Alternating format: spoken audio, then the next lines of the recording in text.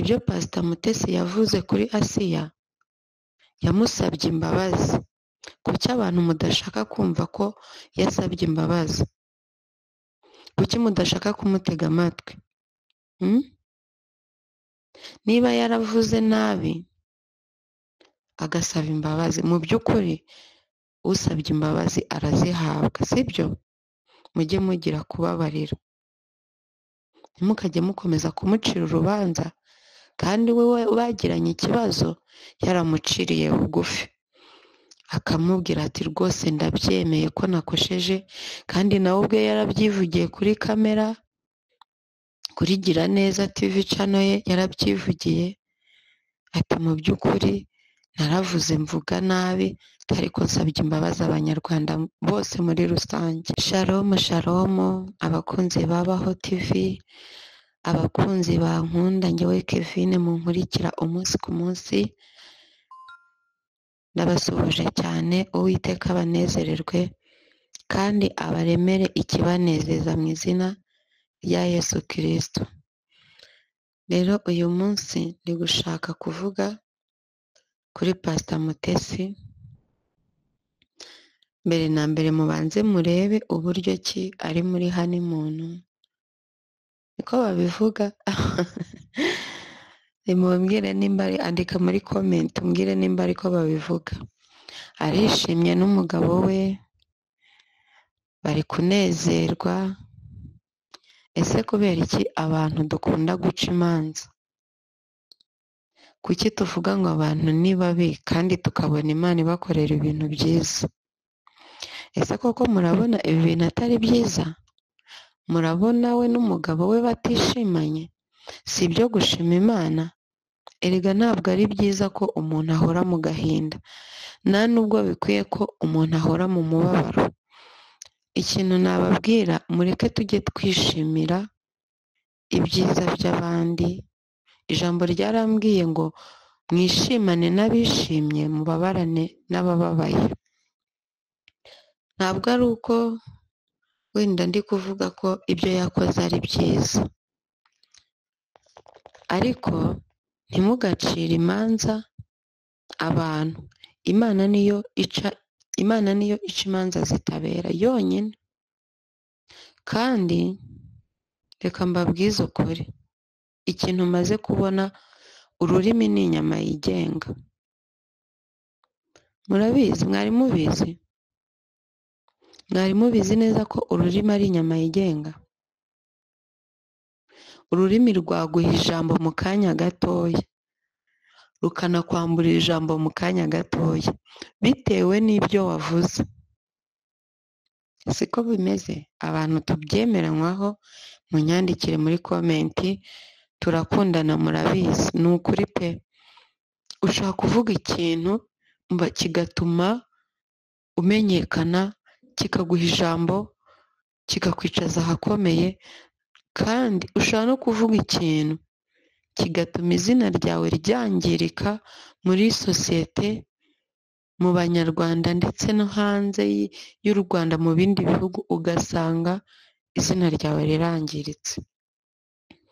Ariko muri byose Imana ijya idushoboza tumenye ibyo tugomba kuvuga n'ibyo tutagomba kuvuga.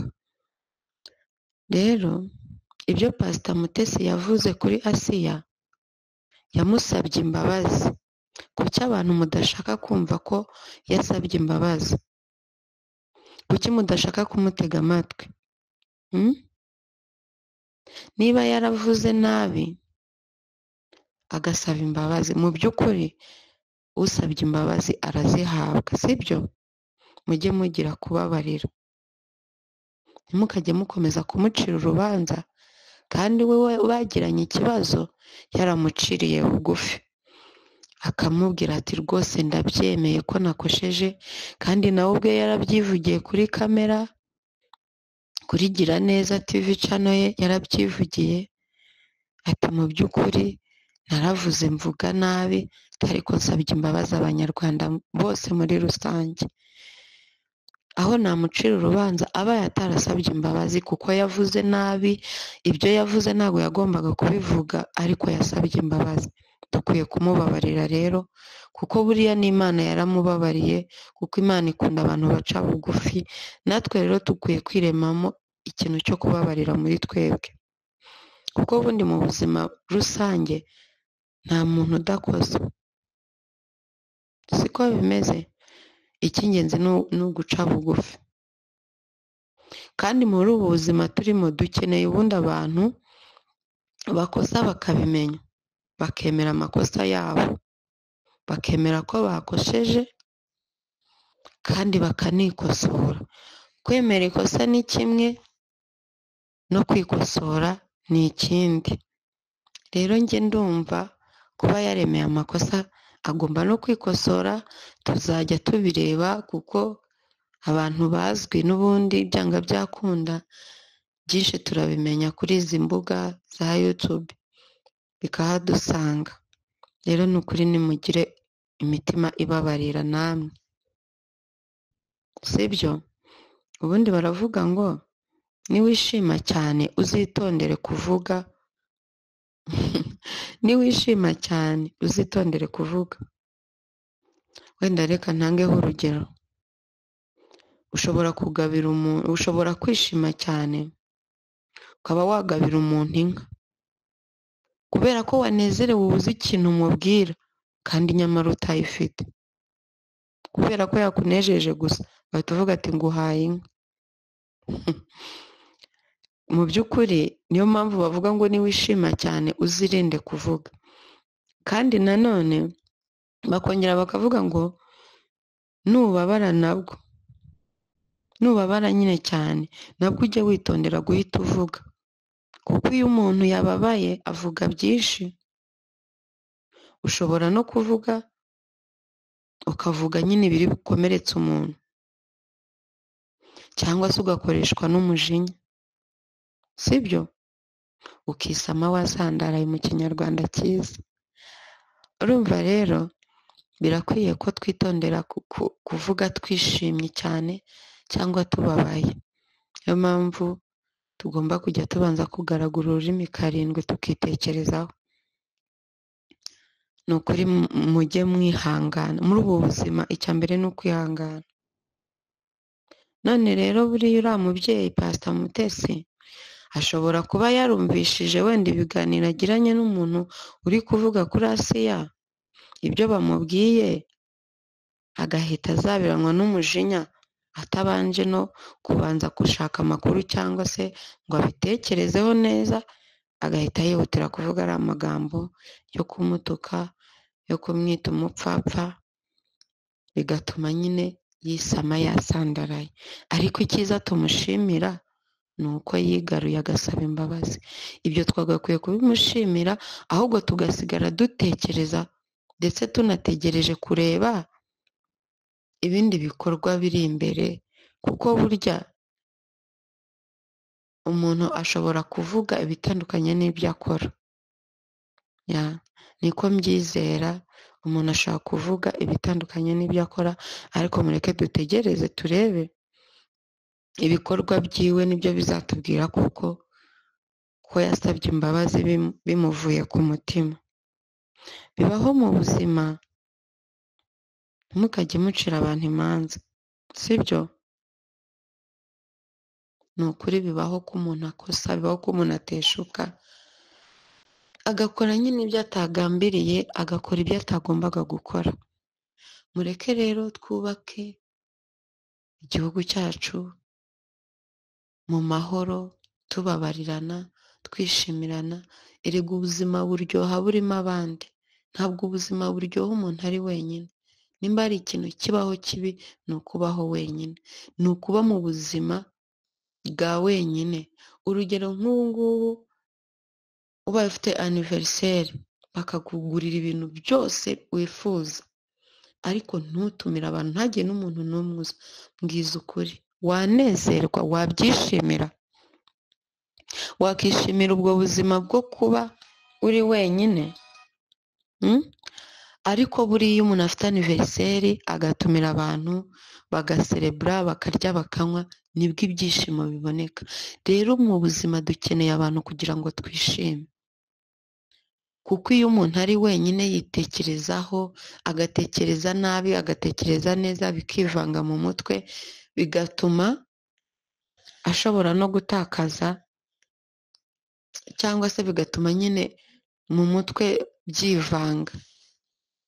Rero nta muntu wakishima ari wenyine, ahubwo umuntu yishima kuko ari kumwe n'abandi. Rero uwo mubyeyi mureke tumubabarire, tumwumve, tumutege amatwi, tumusengere, Imana imuhe n'imbaraga, kuko buriya ni ukuri mu buzima dukeneye imbaraga, kuko imbaraga nizo zitubashisha kugira ngo tugere ku byo twifuza, kandi izo mbaraga nta handi twazisanga cyangwa twazikura usibye gukubita amavi hasi tugasenga, tukabwira Imana ngo Mana dushoboze, Imana ikadushoboza.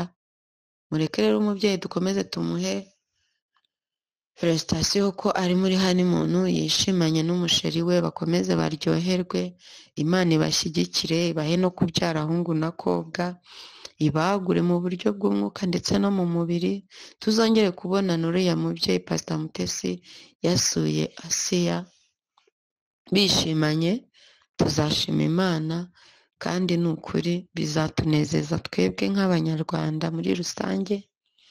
Abantu bamukurikira Mutesi, rega Pastor Mutesi tumwigiraho byinshi, avuga amagambo akomeza abantu, aruhura abantu, mbese muri we harimo ubwenge Imana yamuhaye, turamukeneye, tumukeneyeho byinshi.